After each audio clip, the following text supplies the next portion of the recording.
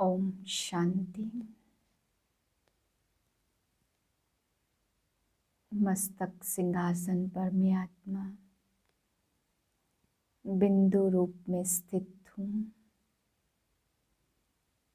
सर्व बातों के सार को समाते हुए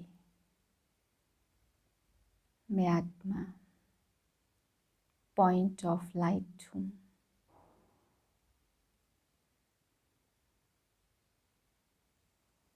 एक सेकंड में सभी विस्तार की बातों को समेट ली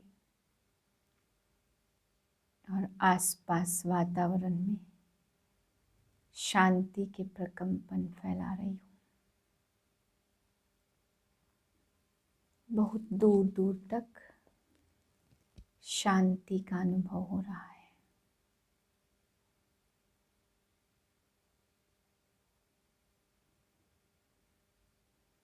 इसी शांत चित अवस्था में आज के महावाक्य सुनते हैं।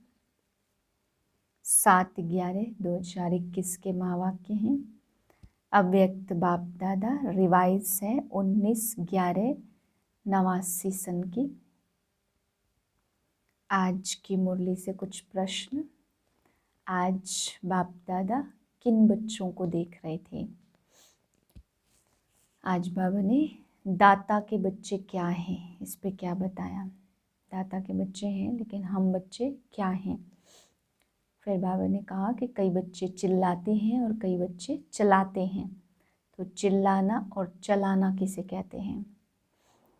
सच्चे साहेब के राजी होने की निशानी क्या है? अगर हमसे सच्चा साहेब राजी है तो उसकी निशानी कैसे पता चलेगा? बाप ने हमें कौन सा पंछी बनाया? महावीर के लिए बाबा ने आज क्या कहा? महावीर किसको कहते हैं? विनाश क्यों रुका हुआ है? क्या बाबा ने इसके विषय में बताया?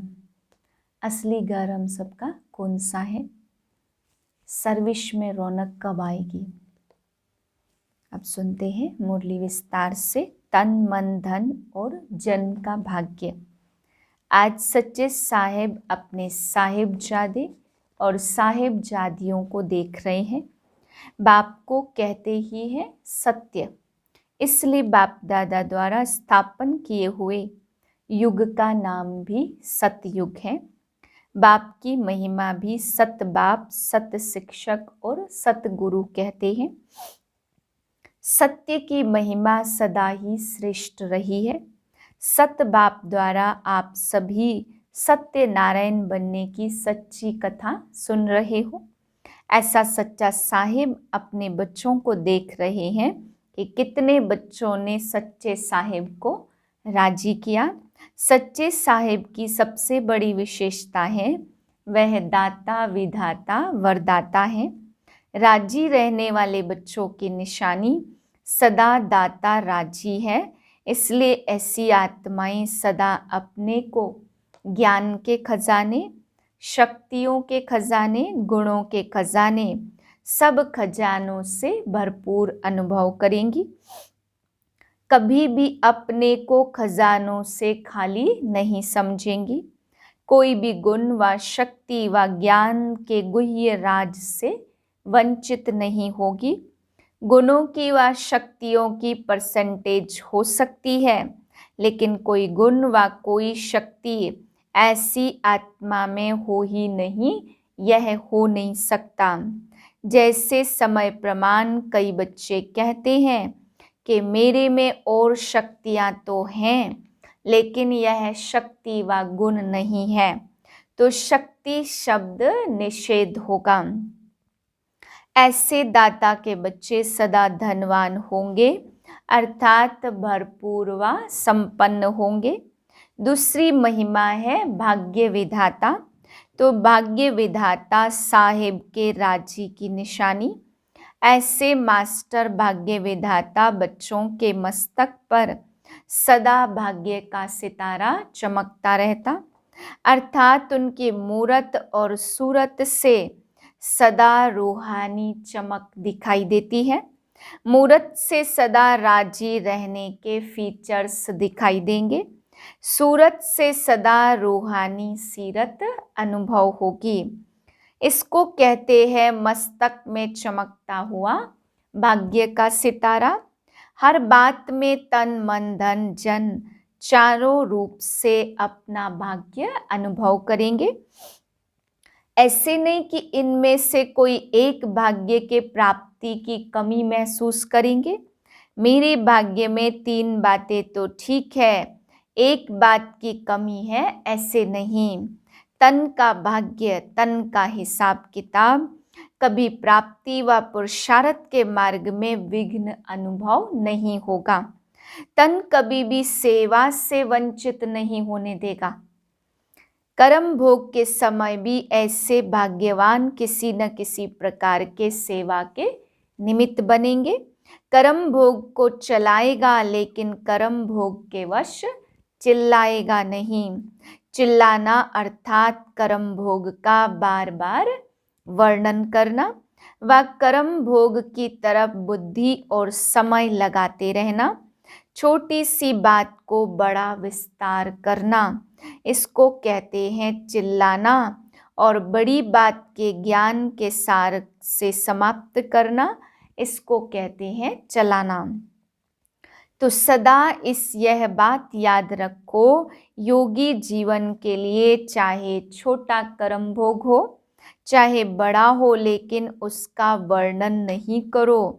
कर्म भोग की कहानी का विस्तार नहीं करो, क्योंकि वर्णन करने में समय और शक्ति उसी तरफ होने के कारण हेल्थ कॉन्शियस हो जाते हैं, सोल कॉन्शियस नहीं।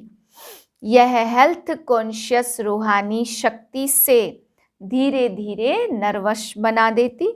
इसलिए कभी भी ज़्यादा वर्णन नहीं करो। योगी जीवन कर्म भोग को कर्म योग में परिवर्तन करने वाला है। यह है तन के भाग्य की निशानियां। मन का भाग्य, मन सदा हर्षित रहेगा, क्योंकि भाग्य के प्राप्ति की निशानी है हर्षित रहना। जो भरपूर होता वह सदा ही मन से मुस्कुराता रहता। मन के भाग्यवान सदा इच्छा मात्रम अविद्या की स्थिति वाले होते।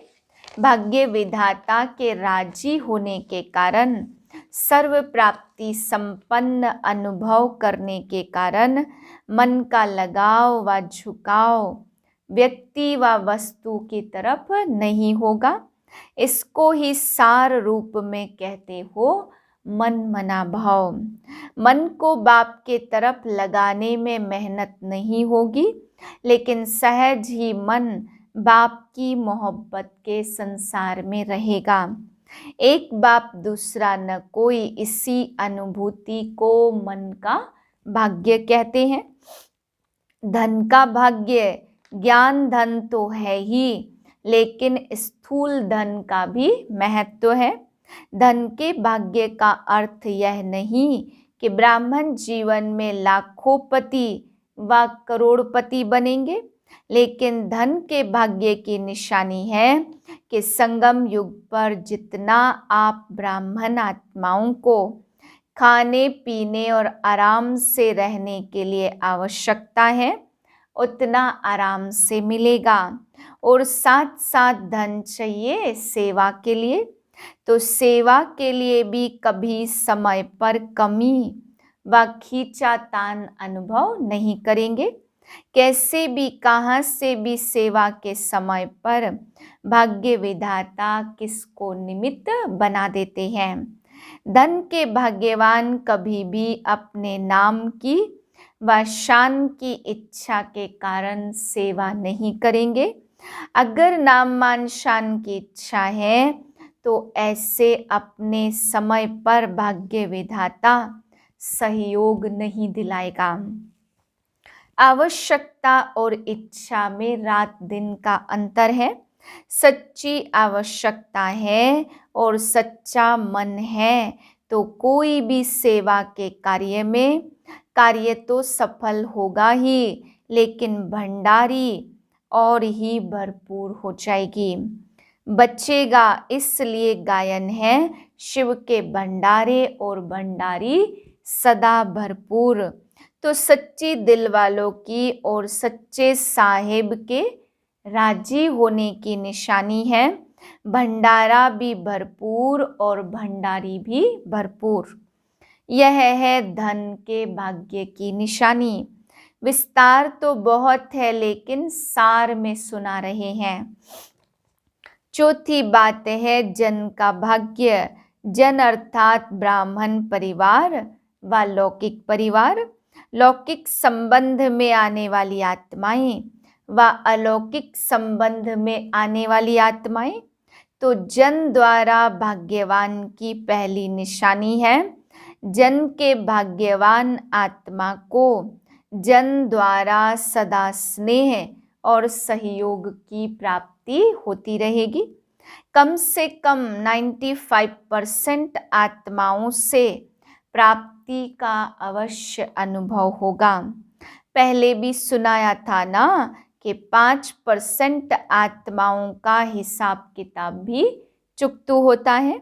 इसलिए उन्हों द्वारा कभी स्नेह मिलेगा तो कभी परीक्षा भी होगी, लेकिन 5% से ज़्यादा नहीं होना चाहिए।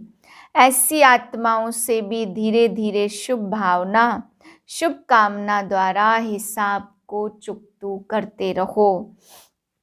जब हिसाब चुकतू हो जाएगा तो किताब भी खत्म हो जाएगा ना, फिर हिसाब किताब रहेगा ही नहीं। तो भाग्यवान आत्मा की निशानी है जन के रहे हुए हिसाब किताब को सहज चुकतू करते रहना और 95% आत्माओं द्वारा सदा स्नेह और सहयोग की अनुभूति करना। जन के भाग्यवान आत्माएं जन के संबंध संपर्क में आते सदा प्रसन्न रहेंगी। प्रसन्नचित्त नहीं लेकिन प्रसन्नचित्त, प्रश्नचित्त नहीं लेकिन प्रसन्नचित्त। यह ऐसा क्यों करता व क्यों कहता, यह बात ऐसे नहीं ऐसे होनी चाहिए। चित्त के अंदर यह प्रश्न उठने वाले को प्रश्नचित्त कहा जाता। और प्रश्नचित्त सदा प्रसन्न, कभी सदा प्रसन्न नहीं रह सकता। उनके चित्त में सदा क्यों की क्यों लगी रहती है, इसलिए उस क्यों को समाप्त करने में भी समय चला जाता और यह क्यों फिर ऐसी होती जो आप छोड़ने चाहो तो भी नहीं छोड़ सकते। समय देना ही पड़ता क्योंकि इस क्यों का रचता आप हो। जब रचना रच ली तो पालना करनी पड़ेगी ना, पालना से बच नहीं सकते। चाहे कितने भी मजबूर हो जाओ लेकिन समय एनर्जी देनी ही पड़ेगी। इसलिए इस व्यर्थ रचना को कंट्रोल करो, यह बर्थ कंट्रोल करो, समझा। हिम्मत है, जैसे लोग कह देते हैं ना कि यह तो ईश्वर की देन है, हमारी गलती थोड़ी है। ऐसे ही ब्राह्मण आत्माएं फिर कहती है ड्रामा की नूंद है, लेकिन ड्रामा के मास्टर क्रिएटर, मास्टर नॉलेजफुल बन हर कर्म को श्रेष्ठ बनाते चलो। अच्छा, टीचर्स ने सुना सच्चे साहिब मेरे ऊपर कितना राजी है, इसका राज तो सुना ना। राज सुनने से सभी टीचर्स राजयुक्त बनी व दिल में आता है कि इस भाग्य की मेरे में कमी है। कभी धन की खींचातान में, कभी जन की खींचातान में। ऐसे जीवन का अनुभव तो नहीं करती हो ना। सुनाया था एक ही स्लोगन, विशेष निमित्त टीचर्स प्रति, लेकिन है सभी के प्रति। हर बात में बाप की श्रीमत प्रमाण जी हुजूर करते रहो। बच्चों का जी हुजूर करना और बाप का बच्चों के आगे हुजूर हाजिर होना। जब हुजूर हाजिर हो गया तो किसी भी बात की कमी नहीं रहेगी। सदा संपन्न हो जाएंगे। दाता और भाग्य विधाता दोनों ही प्राप्तियों के भाग्य का सितारा मस्तक पर चमकने लगेगा। टीचर्स को तो ड्रामा अनुसार बहुत भाग्य मिला हुआ है। सारा दिन सिवाय बाप और सेवा के और काम ही क्या है? धंधा ही यह है। प्रवृत्ति वालों को भी कितना निभाना पड़ता। आप लोगों को तो एक ही काम है, कई बातों से स्वतंत्र पंछी हो। समझते हो अपने भाग्य को? कोई सोने का पिंजरा, कोई हीरे का पिंजरा तो नहीं बना देते। बनाते भी खुद हैं, फंसते भी खुद हैं। बाप ने तो स्वतंत्र पंछी बनाया, उड़ता पंछी बनाया। बहुत बहुत बहुत लकी हो, समझा? हर एक के भाग्य की विशेषता अवश्य मिली है। प्रवृत्ति मार्ग वालों की विशेषता अपनी, टीचर्स की अपनी, गीता पाठशाला वालों की अपनी विशेषता। भिन्न भिन्न विशेषताओं से सभी विशेष आत्माएं हो। लेकिन सेवा केंद्र पर रहने वाली निमित्त टीचर्स को बहुत अच्छा चांस है। अच्छा, सदा सर्व प्रकार के भाग्य को अनुभव करने वाले अनुभवी आत्माओं को, सदा हर कदम में जी हुजूर करने वाले बाप के मदद के अधिकारी श्रेष्ठ आत्माओं को, सदा प्रश्नचित के बदले प्रसन्नचित रहने वाले ऐसे प्रशंसा के योग्य योगी आत्माओं को बाप दादा का याद, प्यार और नमस्ते। हम रूहानी बच्चों की रूहानी बाप को नमस्ते। पंजाब, हरियाणा, हिमाचल ग्रुप सभी अपने को महावीर और महावीरनियां समझते हो। महावीर तो हो, लेकिन सदा महावीर हो, या कभी महावीर कभी थोड़ा कमजोर हो जाते हो? तो महावीर अर्थात ज्ञानी तु आत्मा भी और योगी तु आत्मा भी। ज्ञान और योग दोनों शक्तियां लाइट और माइट संपन्न हो, इसको कहते हैं महावीर। किसी भी परिस्थिति में ज्ञान अर्थात लाइट की कमी नहीं हो और माइट अर्थात योग की कमी नहीं हो। अगर एक की भी कमी है तो परिस्थिति में सेकंड में पास नहीं हो सकेंगे, टाइम लग जाएगा। पास तो हो ही जाएंगे, लेकिन समय पर पास नहीं हुए तो वह क्या पास हुए? जैसे स्थूल पढ़ाई में भी अगर एक सब्जेक्ट में भी फेल हो जाते तो फिर से 1 वर्ष पढ़ना पड़ता। साल के बाद फिर पास होते तो समय गया ना। ऐसे जो ज्ञानी और योगी तु आत्मा लाइट माइट दोनों स्वरूप नहीं है, उनको भी परिस्थिति से पास होने में समय लग जाता।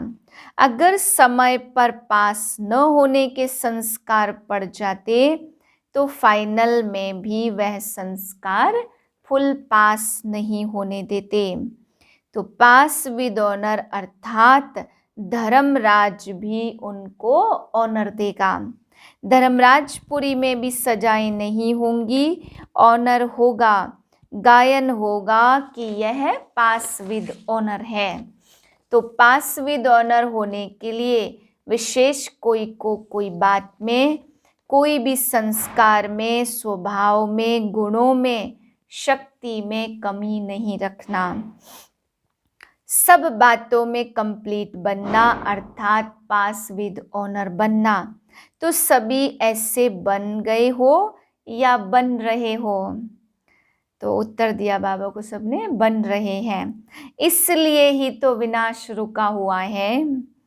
आपने रोका है विश्व के विनाश अर्थात परिवर्तन के लिए ब्राह्मणों की कमियों का विनाश चाहिए।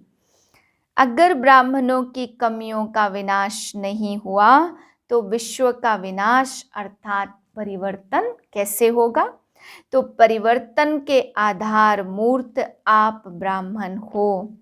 कोटों में कोई बन गए यह बड़ी बात नहीं है, लेकिन कोई में भी कोई बनना है, इसलिए सदा एवर रेडी। अंत में रेडी नहीं, एवर रेडी अर्थात सदा रेडी रहने वाले। बाप की नजर पहले पंजाब पर पड़ी ना, तो सदा इसी वरदान को याद रखना कि हर परिस्थिति में पास विद ऑनर है।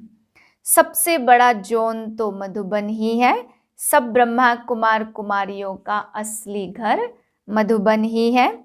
आत्माओं का घर परम धाम, लेकिन ब्राह्मणों का घर मधुबन है। तो अमृतसर या लुधियाना के नहीं हो, पंजाब या हरियाणा के नहीं हो, बल्कि परमानेंट एड्रेस मधुबन की है। ऐसे समझते हो ना। बाकी सब सेवा स्थान है, चाहे प्रवृत्ति में रहते तो भी सेवा स्थान है, घर नहीं है। ऐसे समझते हो या वही घर याद आता है? अच्छा, वरदान है समाने की शक्ति द्वारा एक मत का वातावरण बनाने वाले दृष्टांत रूप भाव, जो एक जैसे मणके हैं, एक की ही लगन और एक रस स्थिति में स्थित, एक की ही मत पर चलने वाले, आपस में संकल्पों में भी एक मत है, वही माला में पिरोए जाते हैं। लेकिन एक मत का वातावरण तब बनेगा जब समाने की शक्ति होगी। यदि कोई बात में भिन्नता हो जाती तो उस भिन्नता को समाओ, तब आपस में एकता से समीप आएंगे और सबके आगे दृष्टांत रूप बनेंगे। स्लोगन है, हर संकल्प वाणी और कर्म में रूहानियत धारण करो, तब सर्विस में रौनक आएगी। ओम शांति।